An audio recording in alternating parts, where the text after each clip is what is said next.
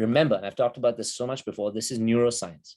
Your brain loves doing things in the way it's always done them. Why? Because that's familiarity, that's comfort, that's safety. And so if things are in your subconscious mind from when you were a kid, continuously programmed into you, that's the way it wants to do them. So every time you want to change, your brain is like, whoa, whoa, whoa, whoa, whoa. Like, what's up here? Like, why are we trying to change this? This is like not how we do this. So even if you're trying to change from a wounded relationship to trying to attract a more healthy, stable, grounded partner or relationship, your brain will first be like, no, no, no, no, no, no, no. This is like more work.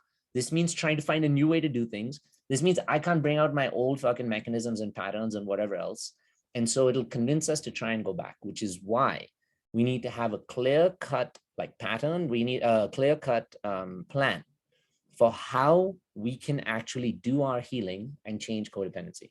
Now, one of the things about codependency I want to tell you about before we move forward from here is in codependent relationships, attachment is so strong because that word dependency, we depend on the other person to bring out all of the not so good parts of us, but we also depend on them for our sense of like self-worth and value. And so a lot of the time in codependent relationships, it's much easier or better to say, I'm happier. I'd much rather have a relationship, even if it's a terrible one, than be alone. That's a strong tendency of when we get into codependency. So in all of these cases, remember what we talked about. Okay, in a codependent relationship, I'm using my partner to bring out the worst parts of me. Okay, in a codependent relationship, I'm using my relationship to get the sense of value or purpose for myself. So in all of these things, can you all recognize, and this is very important, can you recognize that we are using the relationship and the other person to bring those parts of ourselves? Yes, you can all recognize that. It's not that they are the source. We're just using them to bring these parts of it. I just want to say to you, knowing why we use these things allows us to create less judgment and shame. If I know that I'm doing this because I'm hurting, then it allows me to judge it less because I'm hurting and that's why I'm doing it. I'm not doing it because I'm an asshole. I'm not doing it just because I want to fuck around. I want to fuck around because I'm feeling unsafe of trusting a good relationship. I'm fucking around because I'm feeling afraid of intimacy and that maybe someone will break my heart or reject me. So I'm using this mechanism as a way to avoid it. For me, the step that's most important, at least like that is, to initiate this process, is beginning this with the first question. What even are my codependent mechanisms in a relationship? This is one of the biggest things you need to bring your awareness back onto, because identifying your codependent mechanisms in a relationship allows you to recognize, okay, this is the what's happening, this is the when is happening, and then later on you can actually go back to the why. But if you don't know the what and you don't know the when, you are always going to have a harder time getting back to the why, especially if you're not aware of like your core wounds. How many of you feel like you have a hard time drawing boundaries in a relationship? Yes, I have a terrible time drawing boundaries in my work relationships because that's currently my girlfriend, apparently. So for me, that's the space where I've recognized my codependency tendencies come out, where I'm dependent on making my clients or students or the people who come through feel better, because that makes me feel more validated as a teacher, as a guru, as a guide. But that's not how it works. That is, and using that is what justifies our codependent mechanisms. We must always understand our goal, especially through healing, is to understand, look out, and work on our healing ourselves. So let's come back to what are some of our codependent mechanisms. So for me, like I said, it is internalizing somebody else's wounds, trying to make them feel better. So either over empathizing, lack of drawing boundaries could be some, controlling certain mechanisms. What I want to tell people is this sense of like compromise versus codependency is a good question, because again, our conditioning tells us that compromise is a way to earn love.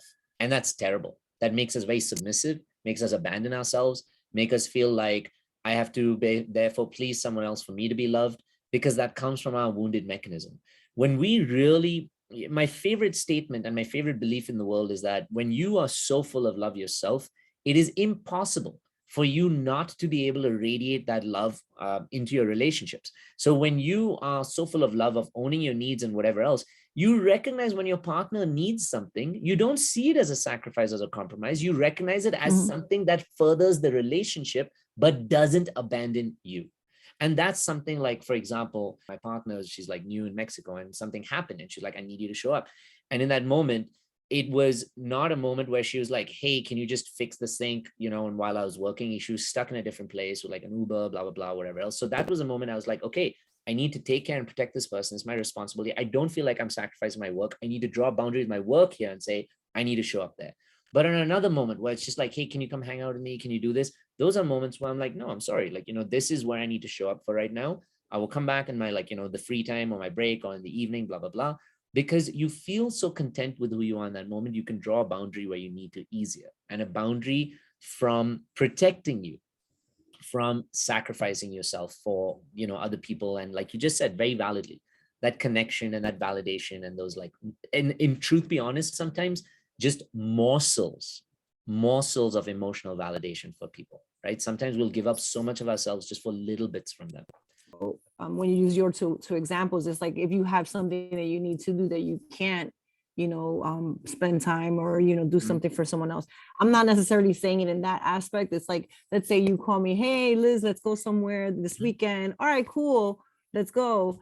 And I'm just like, whatever you want to do, however you want to do it. Like, I want you to be happy and that makes me happy. And I'm happy just because I'm hanging out with you. Do you see what I'm saying? So it's like, is that necessarily compromise, or is That's it codependency? Like, isn't it? Is it okay? Isn't that well, because, is it because you haven't even asked yourself yet what you want to do in the statement that you hang out with you? Pardon? Like, what I want to do is just what I would want to do is just to hang out with the person. Right. So, exactly. Yeah. Is you haven't even asked yourself. Let's say the person wasn't even in the picture. Let's say the person, you know, before they even came into the picture, you asked yourself what you wanted to do, even if it was with them, what you wanted to do. In every case where, you know, you said something really interesting where you said you are saying something where that's something you have to do and you're sacrificing. What makes you think you don't have to spend time and just enjoy what you want to do? Right? You don't have to be only when you're working. That's not the only time you have to be doing something. When you want to just sit and enjoy your own company, let's say you want to go watch a movie or you want to go to the theater instead of wanting to hang out in the park. That's something you can make for yourself a have to do with somebody else. And if you prioritize that by designing your life and asking yourself, what is something I want to do? What is something I quote unquote have to do for myself? Then when somebody else enters your life and says, hey, you know, Lizette, you want to hang out with me? Yes, I do want to hang out with you. I want to go to the theater. I want to go to a football game. And instead you're like, hey, no, but I would really love to go to the theater. Because now you've predetermined and designed for yourself and empowered yourself to choose what you would like to do. You give that other person an option to say, you know what? Yeah, maybe we can do that on a Saturday. Now you're finally showing yourself how you can get that company you wanted with the loved one, but also doing and designing what you wanted to do on this occasion. Now, if you fill yourself up enough with this, when they say sometimes, hey, can we go to a football game on this Saturday? You're like, sure, because I'm also enjoying what I want to do. And now I'm also enjoying what you want to do. And now that's what makes the company more valuable rather than sacrificing my time and making the company more valuable. That makes sense? I just used work as an example, but it could be anything that you could create. Even just sitting, putting your fucking feet in a pool and not doing anything could be something you design that you have to do for yourself, but you have to create that design for yourself first. So, okay. So we got some like people pleasing. We got some of the lack of drawing boundaries. We got some of the internalizing. This is a really big one, right? Internalizing and over empathizing with what somebody else is feeling or going through, because then we take it upon ourselves and said, okay, now I have to please them to make them feel better, or I have to change the situation. So you basically make, in many cases, their disappointment your emotional state. So their disappointment starts to become your emotional trigger to want to please, to want to prove a point, to want to love them extra, in some cases to even run away, which is what happens with an avoidant. So what would naturally be the best way to heal from a codependent relationship? If you're not in one, it would mean take some time away from a relationship so that you don't have to keep getting triggered, which makes it harder for you to heal, right? So if you're on your own and you're working through codependency, draw a boundary with yourself and say, this is the time to work on my individual healing so that when I'm stronger and more healed, I don't need to use a relationship to pull the triggers out of me. Therefore, this is a really good time, even if you're in a relationship, to bring it back to yourself and say, what are my patterns? What are my codependent tendencies? What are my codependent strategies? Hey, and welcome to the Inner Yats YouTube page. If you like our content, make sure you click the like and the subscribe button so that you get more of these amazing videos that keep coming your way.